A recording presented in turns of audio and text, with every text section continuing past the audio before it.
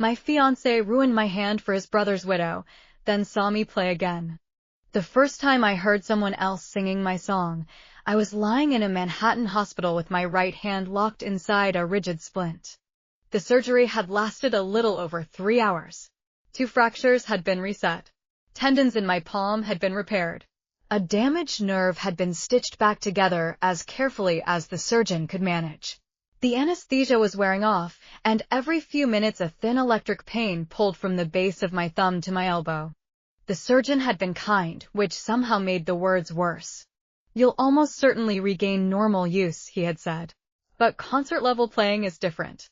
Speed, strength, independent finger control. I can't promise you that yet." I had spent 20 years training my hands to do things most people never ask of theirs. 4-note trills. Repeated octaves. Voicing an inner melody under a fast passage. Striking one note harder than the 3 around it without anyone in the room being able to see the difference. Now I couldn't bend my index finger. Then the nurse had placed a lab report on the bedside table and told me there was something else I needed to know. I was 7 weeks pregnant. For a long time, I simply stared at the line on the page. Adrian's birthday was the following week. I had already booked a table at a quiet restaurant in the West Village. At home, hidden behind a stack of winter scarves, was a small gift box. I had imagined putting the pregnancy test inside it. I had imagined Adrian opening the box, going completely still, then looking at me with that stunned smile he used to wear when something genuinely surprised him. That was before my hand was broken.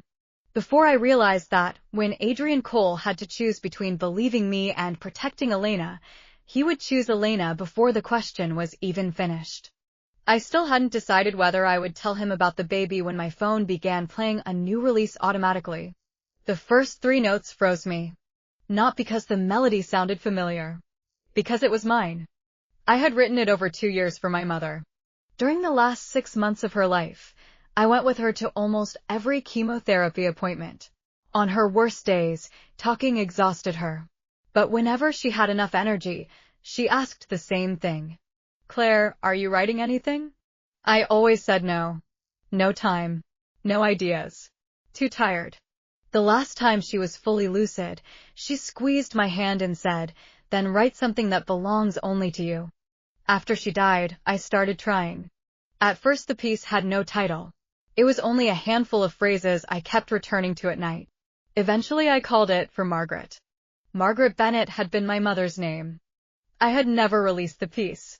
The completed demo existed on my private drive and on a secure studio backup. My producer had heard it. So had one other person. My fiancé, Adrian Cole. Now a singer whose name I had never seen was performing my melody under glossy pop lyrics about falling in love at midnight. The quiet piano line had been buried under programmed drums, strings, and a chorus engineered to sound bigger than the emotion underneath it. At the bottom of the page was a production credit. North Star Music. North Star was a boutique label Adrian had invested in 2 years earlier. My left hand began to shake. I called him. He answered after several rings. "Claire." There were voices behind him. I heard glasses. Someone laughed. Then a woman's voice, low and familiar. "Elena." Elena Cole, widow of Adrian's older brother Michael. The woman Adrian had protected 48 hours earlier while I fell backward through a glass display cabinet. I didn't say hello. Why does North Star have For Margaret? Silence. 2 seconds, maybe 3. You heard it. For one stupid moment, I hoped he would sound shocked. I wanted him to say someone at the label had stolen my files. I wanted him to swear he would fix it. Instead he said, "I gave them the demo." I looked at my bandaged hand. "You what?" "They're testing a new artist. The producer needed a lead track and your melody was already strong. I let them build a market demo around it. Nothing is final. We can still work out credits, publishing, whatever you want. You let them." Claire Dash. "That is my composition." "I know. And you know who I wrote it for." He paused. "I'm not denying that it means something to you. But you write music so people can hear it. You've been sitting on that track for almost 2 years. I thought Dash. Who gave you the right?" His voice cooled, the way it always did when he felt a conversation moving outside his control. Don't make it sound like I stole from you. If the test goes anywhere, I'll have North Star paper the rights properly. I'll make sure you get the top royalty split. I don't want the top royalty split. I stared at the fingers I could not move. I wanted you never to touch it in the first place. He was quiet for so long I could hear someone set a glass down near him. Then he said the sentence I would hear again in my sleep for months. Claire, you can always write another one. I looked at my right hand. The surgeon had just told me I might never return to the level of playing that had shaped my entire adult life. The man responsible for the fall that injured me was now telling me I could always write another piece for my dead mother. Something inside me went very still. Okay, I said. What? Nothing. I ended the call. Then I pressed the nurse button and asked for paper and a pen. I couldn't write with my right hand, so I used my left. The letters looked like they belonged to a child. I wrote 3 things. IP attorney. Maya. Wedding planner. That was the moment I stopped asking myself whether Adrian still loved me. I started asking a more useful question. How do I leave him without letting him take anything else? 48 hours earlier, I still thought Adrian and I had suffered one ugly misunderstanding. We had been together 4 years and engaged for 6 months. We met at a charity dinner on the Upper East Side, where I had been hired to play during the reception. Afterward, Adrian waited until the crowd thinned and said, "You changed the last 8 bars of the second piece." I looked at him. You noticed? My brother studied piano. I never learned to play. I only learned when someone was doing something differently. At the time, I was classically trained, working as an accompanist and rehearsal pianist around Lincoln Center, composing for small theater productions and independent films, and building a private studio on the Upper West Side. I was known inside a small circle, but I was not famous, and I guarded the independence of that life fiercely. The Cole family lived in a different world. They owned stakes in hotels, media companies, funds, and smaller ventures. Adrian was not a fantasy billionaire who controlled New York with a phone call, but he had money, lawyers, publicists, and the confidence of a man raised to believe almost any problem could be managed if the right professional got involved. I turned him down the first time he asked me out. He kept showing up without trying to buy his way into my career. When my last student left late, he brought coffee. When I performed at a small festival, he sat in the back row. After my mother died and I stopped composing, I once tore up a week's worth of music at 2 in the morning. Adrian sat on the studio floor, picked up every piece, and taped the pages back together before I woke up. That was when I let myself believe he understood what music meant to me. Adrian's older brother, Michael, died a year later in a highway accident. Adrian had been supposed to pick him up from the airport, but a deal ran late. Michael took a car instead and was caught in a chain collision. The accident was not Adrian's fault. Adrian never stopped treating it as if it were. Michael left behind his wife, Elena. After his death, she struggled with insomnia, anxiety, and months of grief therapy.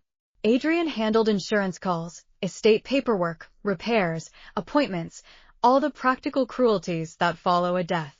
He told me he had promised Michael he would look after her. I understood that. The problem came later. Elena's grief gradually became the reason every boundary could move. If she needed Adrian, plans changed. If she was upset, difficult questions waited. If she made a mistake, his first goal was to make her feel safe, not to find out what had actually happened. 6 months before my accident, Elena asked me for piano lessons. She had studied when she was younger, and returning to music was part of her therapy. Eventually, she applied for an advanced adult performance program run by a private foundation. The winner received a scholarship to a summer master class in London and a performance invitation. She became obsessed with the audition. During the final week, she practiced in my studio almost every day, often with Adrian nearby. The afternoon before the audition, Elena missed the same passage repeatedly, stopped playing, and covered her face. "I'm going to ruin it. If Michael were here." Adrian put a hand on her shoulder, then pulled her into his arms. "I'm here." I stood across the piano and, for the first time, felt like an intruder in my own studio. That day was also our 4th anniversary. Adrian forgot. He remembered after 11 that night and apologized. I told him it was fine. I had never cared much about proving love on exact dates. But lying awake beside him, I asked myself one question I had never needed to ask before. If Elena and I needed him at the same time, who would he believe first? The answer arrived the next morning. At 10, I was teaching a university student when the studio door opened hard enough to strike the stopper. Adrian walked in with Elena behind him. Her face was pale. Her eyes were swollen. Adrian placed an empty blue music folder on top of the piano. Where's her final score? I stared at him. What? The previous night, I had printed Elena's final annotated pages, numbered them, and placed them inside that blue folder. She had left with it beside her bag. She got to the venue and the folder only had the old practice copy, Adrian said. The final score is gone. I looked at Elena. Did you leave with the blue folder? Her eyes immediately filled. Claire, I know yesterday was your anniversary.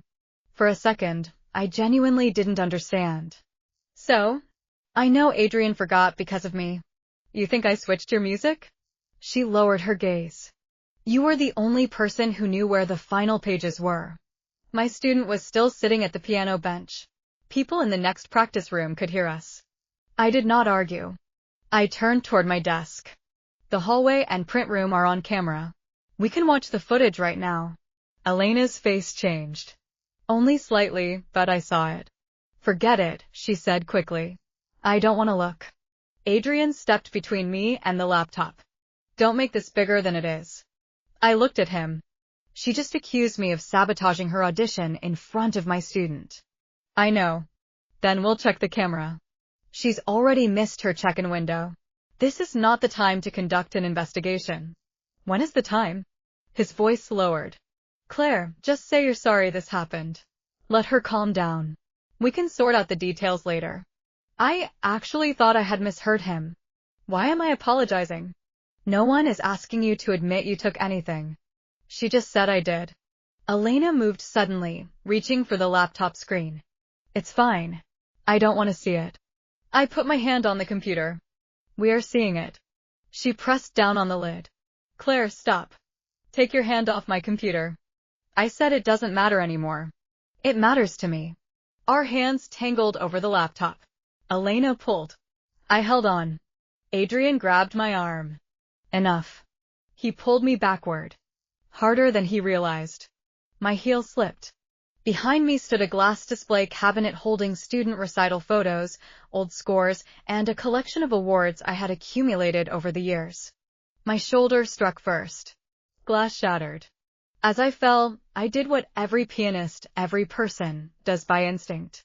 I put out my dominant hand to catch myself. Pain exploded through my wrist. A piece of broken glass cut across my palm. My wrist folded beneath me at an angle no wrist should make. For a moment, the entire studio went silent. I sat in the glass and watched blood travel down my fingers. Adrian's face drained of color. Claire. He moved toward me. I shrank away. Don't touch me.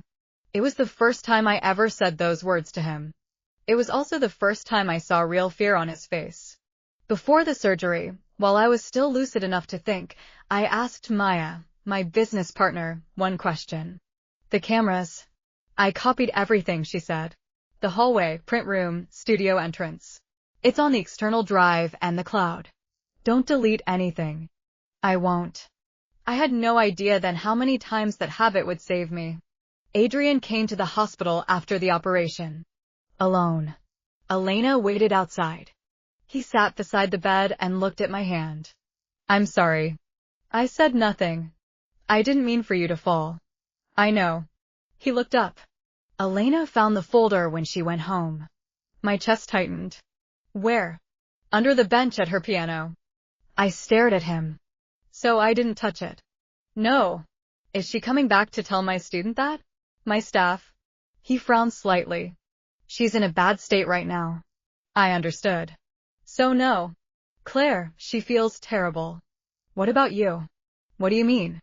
Are you going to tell them you decided she must have been wronged before you checked a single piece of evidence? Are you going to tell them you pulled me away while I was trying to prove what happened? He went quiet. Those few seconds clarified more than any confession could have. The problem was not Elena. The problem was Adrian's belief that truth could wait whenever his judgment had already chosen a more convenient version of events. I asked him to leave. The next day I heard from Margaret on my phone. That was why, after the call, I stopped hesitating. I contacted a New York attorney who handled entertainment and intellectual property disputes. She told me to do 3 things immediately. Preserve every original project file, timestamp, email, draft, and backup connected to the composition. Send Northstar and the distributor formal notice disputing authorization and requiring them to preserve all contracts, emails, and internal communications. And from that moment forward, discuss no private solution with Adrian regarding the song. I followed every instruction. Then I texted Adrian. The engagement is over. Any further discussion regarding my work, studio, or shared wedding expenses can go through counsel. He called 10 minutes later. I did not answer. He called 7 times. Finally, he sent one message. You just had surgery. You're emotional. We'll talk when you're home. I took a screenshot and sent it to my lawyer. Then I emailed the wedding planner and froze every optional payment that had not already become non-refundable. Adrian and I did not own property together. I had leased my apartment before we met.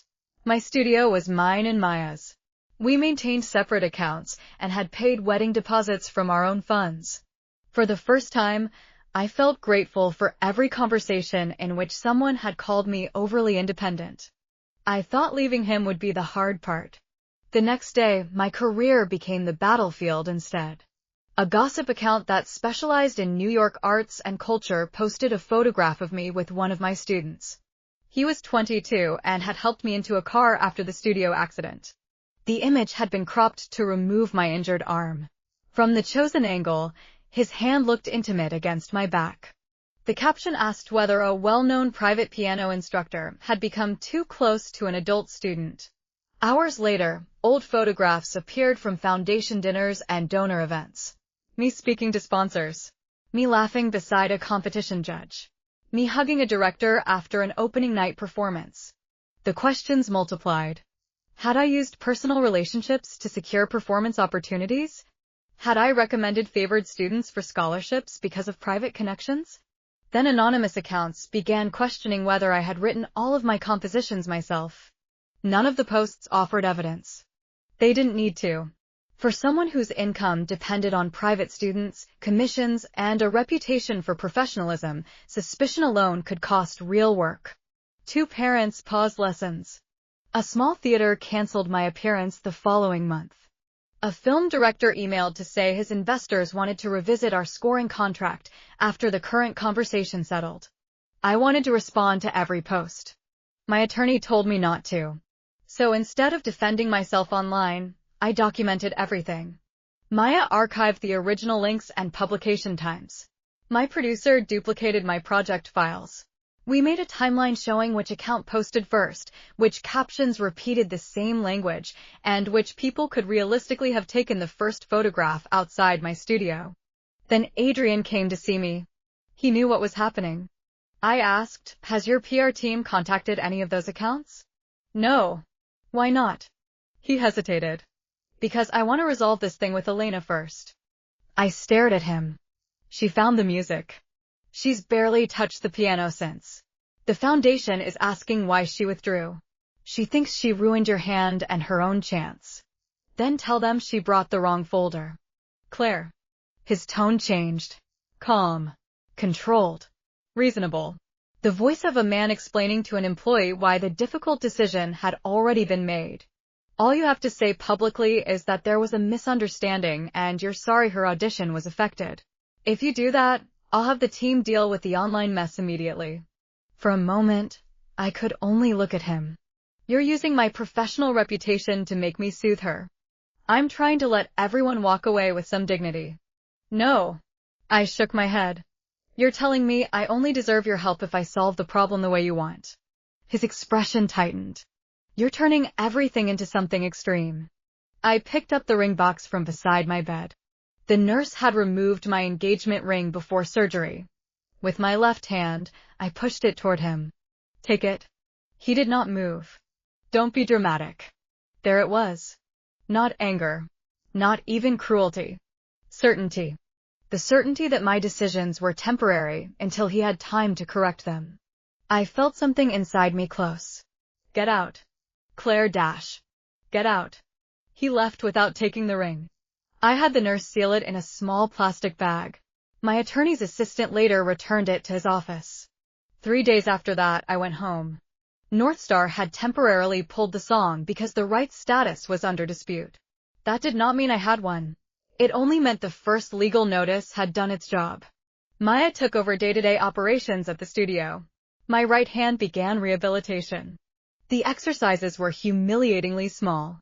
Bend one finger. Squeeze soft foam. Rotate my wrist a few degrees. Touch my thumb to my index finger, then the middle finger, then the ring finger. Sometimes I sweated from the pain. That was when Elena came to my apartment alone. She looked exhausted. Can I talk to you? I almost closed the door. Then she said I did it on purpose. The score. My hand stopped on the doorknob. I let her in. My phone lay face down on the coffee table. The recording had already begun.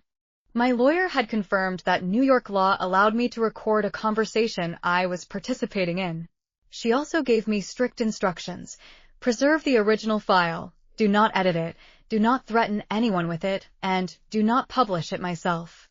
Elena sat down and cried for several minutes before she spoke. I didn't accidentally take the old version. I said nothing. I left the final copy at home on purpose. I brought the practice score. Why? I wanted Adrian to think you were angry about the anniversary. So you told him I switched your music. She nodded. I thought you would argue. I thought he would get angry with you. That was all. You didn't think I would get hurt. No. Her face collapsed. I swear I didn't. I let the silence sit between us. Then I asked, what about the photo online? She went rigid.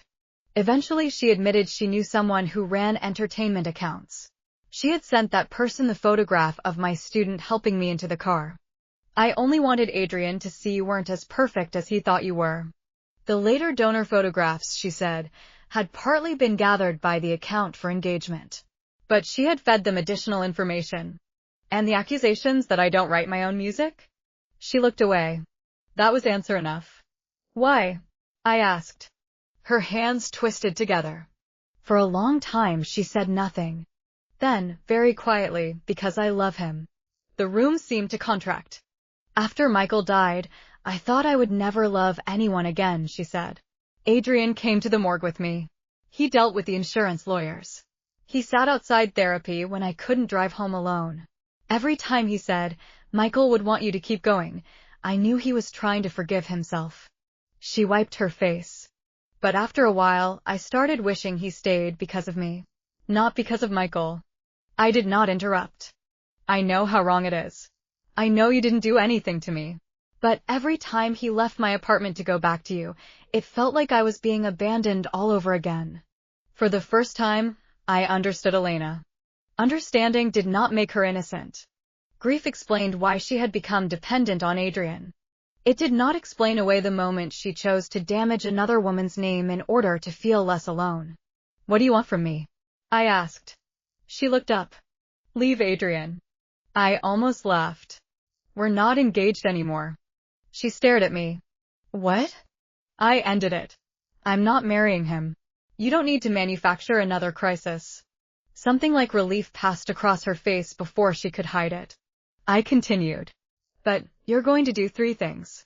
First, you will send the foundation and my studio a written correction stating that I had nothing to do with your missing score. Second, through counsel, you will identify the accounts you supplied with false information and withdraw it. Third, if you know anything about communications involving Northstar or my music, you will preserve it and tell the truth. She nodded immediately. 3 days, I said. Okay. After she left, I sent the recording to my lawyer. She listened and said, do nothing. Don't call Elena. Don't tell Adrian.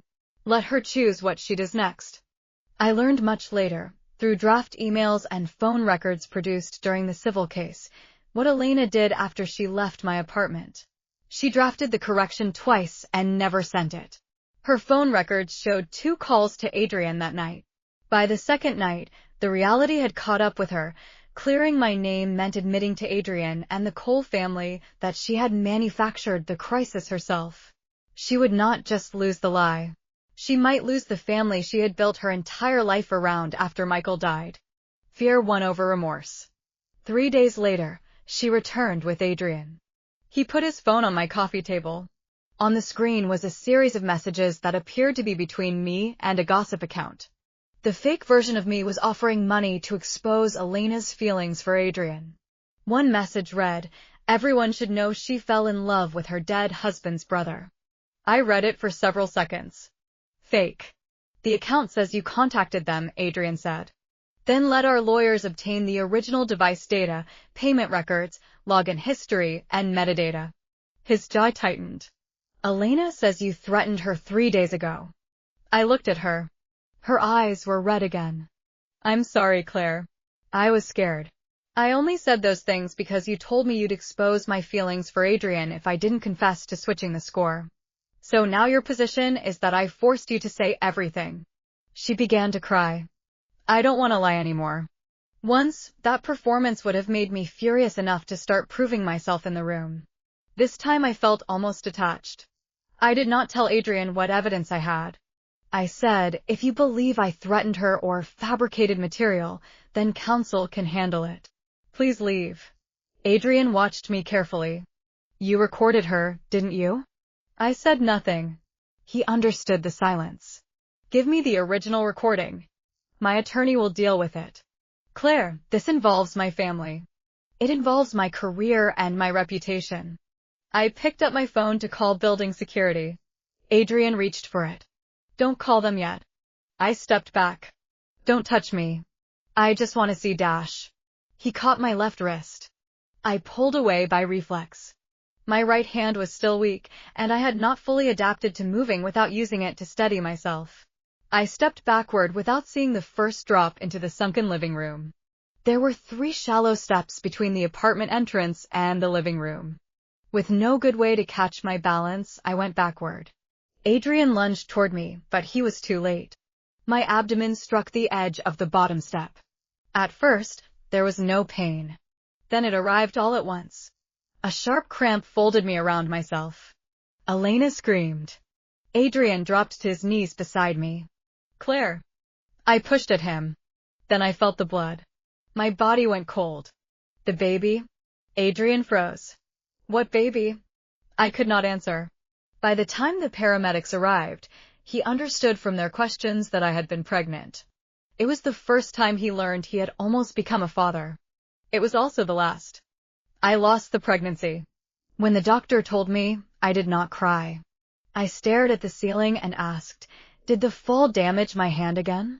He said there was no obvious new structural injury. I nodded. Good. The words sounded obscene the moment I said it. A life had just ended, and I was trying to comfort myself with the fact that at least my hand was not worse. That night, someone I had not seen in years appeared in my hospital room. Daniel Foster. We had grown up on the same block.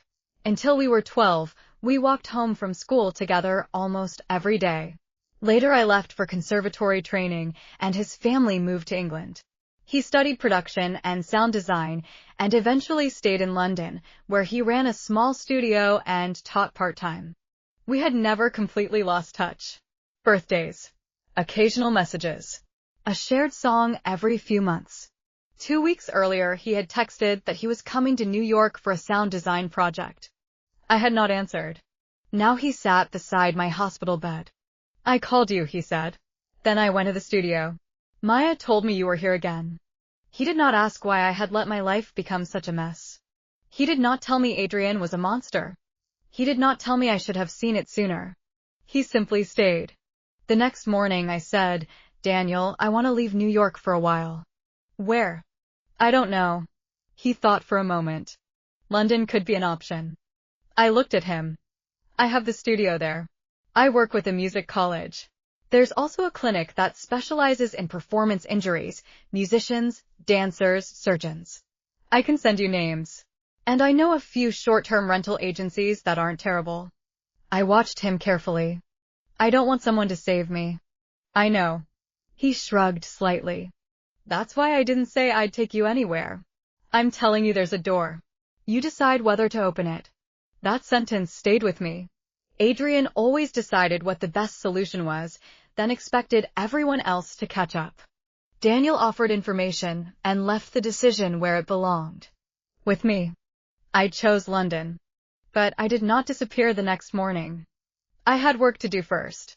My attorney separated the mess into 3 tracks: the copyright dispute, the false professional claims and the accounts that had distributed them, and evidence preservation relating to the 2 physical incidents.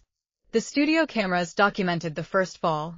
Building doorbell footage and smart lock records established when Adrian and Elena entered my apartment before the second. Elena's recorded confession became the most important piece. My lawyer did not release it online. Instead, she sent preservation notices and formal demands to the accounts involved. Northstar quickly discovered it had a serious problem. Adrian had never obtained written authorization from me. He had no authority to license my composition on my behalf. The song was removed from every platform while settlement discussions began. I did not post a tearful video. I did not tell strangers about the pregnancy. I did not turn the miscarriage into content. My law firm issued one short statement in my name. Matters concerning my copyrighted work, professional reputation, and related false statements are being handled through legal channels. I will not comment on private relationships. Then I stopped searching my own name. I did not sell the studio. I transferred most daily management to Maya and kept my share of the business. I wanted the possibility of returning one day, even if I did not know what that return would look like. I also did not sell my Steinway. The last time I went to the studio before leaving, I sat at the piano. With my left hand, I pressed one note. My right hand rested in my lap. I looked at the keys for a long time. Then I called a specialist storage company and had the piano moved to a climate-controlled facility. If I could play again, I would take it out. If I couldn't, I still did not want the instrument to become one more thing I threw away while escaping. 3 weeks later, I flew to London. New phone number. New address. Only Maya, my lawyer, and Daniel knew exactly where I lived. At the gate, one final message from Adrian appeared. Claire, please tell me about the baby. At least let me know what happened. I read it twice. I did not answer. Not to punish him. I simply no longer wanted to hand the most painful part of me to him and then wait to see how he would manage it. When the plane lifted over New York, I did not wonder whether Adrian would regret losing me. I wondered something harder. Without the wedding, without the studio every day, without the hands I used to trust, who was I going to be? London did not answer that question quickly. There were no miracles in the first year. I rented a small flat in South London, about 20 minutes from Daniel's studio by train. I paid my own rent. Insurance covered part of my rehabilitation, and I paid the rest with savings and studio income from New York. Daniel did not offer his spare room. He did not arrange my appointments without asking. He sent links, the clinic, rental listings, freelance resources, and let me choose. For the first 3 months, my most important work had nothing to do with piano. I squeezed therapy putty. I moved beads. I flipped a coin on a table. I tried to open an empty bottle with my right hand. The first time I managed to touch my thumb to my little finger without helping it with my left hand, I almost cried. My therapist, Hannah, never promised a complete recovery. She measured 5 more degrees of wrist motion. Better independent control in the ring finger. Pain down 1 level from last week. Those tiny numbers rescued me from the giant question of whether I would ever play professionally again. They gave me something smaller to win. Daniel did not ask when I would perform. He was busy with his own studio, producing music for independent films, podcasts, and stage work. He also taught production classes at a college. Sometimes I visited just to get out of my flat. One afternoon, a young producer played a string arrangement that kept feeling wrong. I listened once. Second violin. One inner note in the chord is a semitone high. He fixed it, replayed the section, then stared at me. How did you hear that? I laughed. And then I went quiet. Because I realized something. Even if my right hand could not yet play a fast arpeggio, my ears still worked. My training still existed. My musical judgment had not been stored only in 10 fingers. I began composing again because of rain. London had been gray for almost a week. One night, I woke before dawn to water hitting the windows and a distant train vibrating through the building. I opened the production software I had ignored for months. With my left hand, I entered one note. Then another. My right hand could only manage simple input, so I split complicated phrases across tracks. I recorded tiny sections. I edited slowly.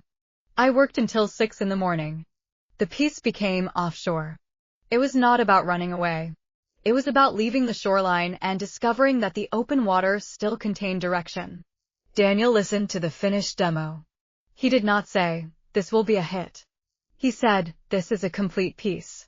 Do you want to submit it somewhere?" I hesitated for weeks. When I finally did, I used a new name. Vale. No photograph. No biography that could be searched back to New York. Only music.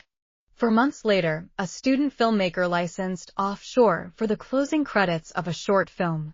The fee was small. I printed the payment confirmation and taped it to my refrigerator. It was the first money I earned after the injury from something new I had created. At 6 months, I began taking small scoring commissions for podcasts and short films. At 9 months, an independent singer invited Vale to co-produce an EP. By the end of the first year, people in a small corner of London's production world knew the name. There was no viral overnight success. One project led to another. One person recommended me to someone else. I got better because I kept working. And slowly, without noticing the exact day it happened, I stopped waking up thinking about New York. The legal matters continued in the background. Northstar eventually acknowledged that the release of For Margaret had not been properly authorized. The company paid a settlement and permanently withdrew that recording. Elena sent a written correction to the Music Foundation and my studio. She also became part of a civil settlement with several accounts that had published material they could not substantiate. The agreements kept many details private. I was relieved. I did not need the internet to put anyone on trial for me. I only needed false claims to stop sitting beside my name as if they were facts. 11 months after the accident, I sat at a piano again. Not in a concert hall. In a small rehearsal room above Daniel's studio. There were 12 people in the audience. Hannah sat in the back row. My right hand was still slower than it had been before. Several rapid figures in Offshore had to be rewritten. The old Claire would have considered that failure. The new one placed her fingers on the keys and decided it did not matter. Music was not a test proving my hand had returned to its previous condition. It only had to prove I was still here. I played Offshore. When the final note faded, my right hand was trembling. No one spoke for 2 seconds. Then the room applauded. Daniel stood near the back. He did not rush toward me. He only smiled and nodded once. That was when I cried. Not because of Adrian. Not because of the baby I had lost. Not because I had defeated anyone. I cried because I had heard my own piano again. Only after that did something begin to change between Daniel and me. For almost a year, he had never treated kindness like an investment that should earn him romance. Once, months earlier, I had told him directly, I don't want a relationship. He was washing coffee cups. Good, he said. I stared at him. What? He looked over. You don't have to explain. Also, I didn't apply for the position. I laughed so hard I had to sit down. We started dating 3 months after my first small performance. Not because I needed someone to carry me out of my old life. By then I could stand in my new one without help. I simply liked having dinner with him. I liked walking beside the Thames arguing about film scores. I liked that when someone asked me a question, Daniel never answered for me. I liked that silence around him did not feel like something I had to fix. Over the next several months, I played a handful of small sets. 20 minutes became 30. then 40. Hannah adjusted my rehabilitation around endurance rather than basic movement, and I learned which passages my hand could sustain without swelling the next day. Each performance made the next one feel less like a test. A year and a half after I arrived in London, Vale received an invitation to perform at an independent music festival. They wanted a set built around my new work.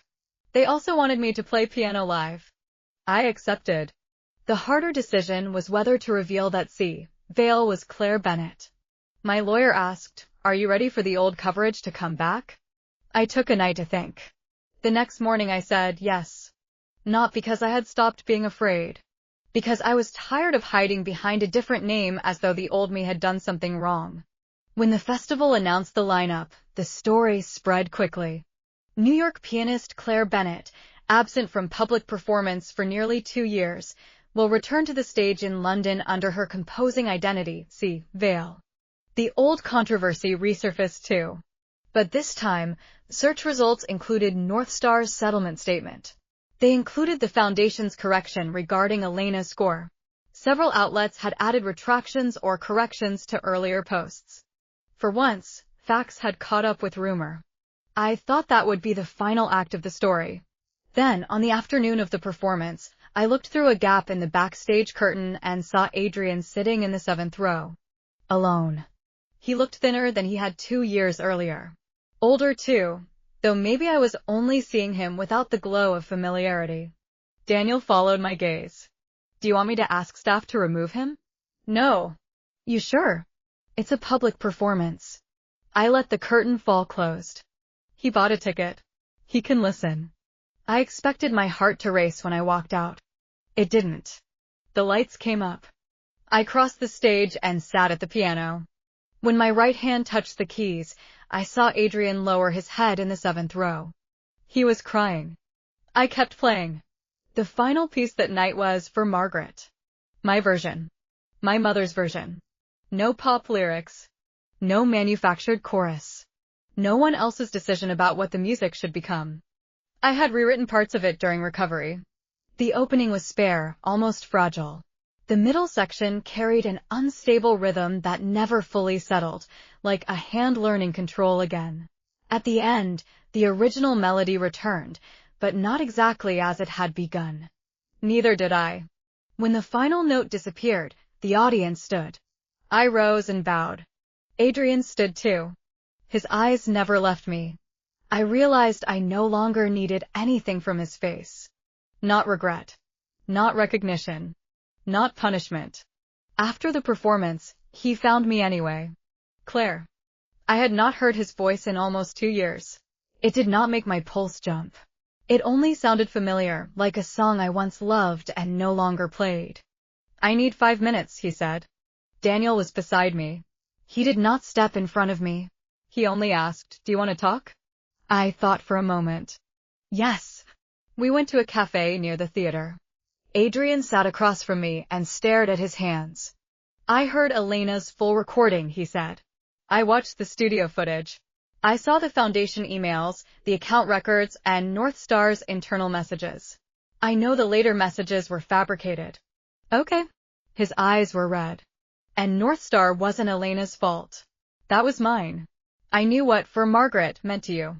I gave them the demo anyway because I convinced myself I could fix it afterward, credit you, pay you, make the outcome good enough that you would understand." I nodded once. "Because you thought I wouldn't leave." He looked down. "Yes. That was the pattern, Adrian. You thought Elena was fragile, so facts could wait. You thought I loved you, so I could wait. You thought you had enough money and access to repair whatever happened after everyone finally calmed down." He looked up. "She lied to me." "She did. But she didn't make you refuse to watch the camera footage. She didn't make you ask me to apologize first. She didn't make you give away my composition. She didn't make you hold my reputation hostage until I behaved the way you wanted. I let the silence sit between us. Elena lied to you. Every choice after that was yours." His tears finally fell. "I know." A few seconds later, he said, "The baby." My fingers tightened around the coffee cup. "Don't." He stopped. "I think about that day every day," he whispered. "If I hadn't reached for your phone, I had my own list of ifs for a long time, I said. Eventually, I realized none of them could build the life I still had to live. He was quiet. Then, are you with Daniel? Yes. I stood. But that isn't why this is over. It was over before I ever got on the plane. Adrian did not reach for me. At the door, he said my name one last time. I turned. I'm sorry. I heard you. I left the cafe without telling him I forgave him. I didn't need to forgive him to know the door was closed. Later, my lawyer occasionally mentioned developments involving the Cole family. Elena completed the settlement, issued written corrections, and eventually left New York. Adrian lost his board seat at North Star after an internal review of the unauthorized release and his use of company resources in a private dispute. His family did not collapse, and he did not lose everything. He simply lost some of the authority he had once assumed would always be there. I heard he later moved to the West Coast. I never asked for details. Daniel proposed at our kitchen table after we came home from the supermarket. I was editing a score. He put a small ring box beside my laptop while a bag of tomatoes was still sitting on the counter. Right now? I asked. I was going to wait until after dinner, he said. Then I decided dinner wasn't the important part. I laughed. He opened the box. You built this life, Claire. I didn't build it for you. I just want to know if there's room in it for me. I looked at my right hand. The scar across my palm had faded to a pale line. My speed was still not exactly what it had been before the accident, and I no longer cared about measuring myself against that version of my body. I held out that hand. Put it here. At our wedding, I played offshore. Near the final passage, I remembered the woman in the Manhattan hospital who could not bend her index finger and had just heard someone else release the song she wrote for her mother. Back then, she thought she needed her old life returned exactly as it had been. She didn't. She needed to know she would play again. Write again. Stand on a stage under her own name again. When the last note faded, sunlight was coming through the church doors. I lifted my right hand and watched the ring catch the light. Then I took Daniel's hand. Not because someone had carried me out of the past. I had already walked out on my own. I was simply ready to keep going.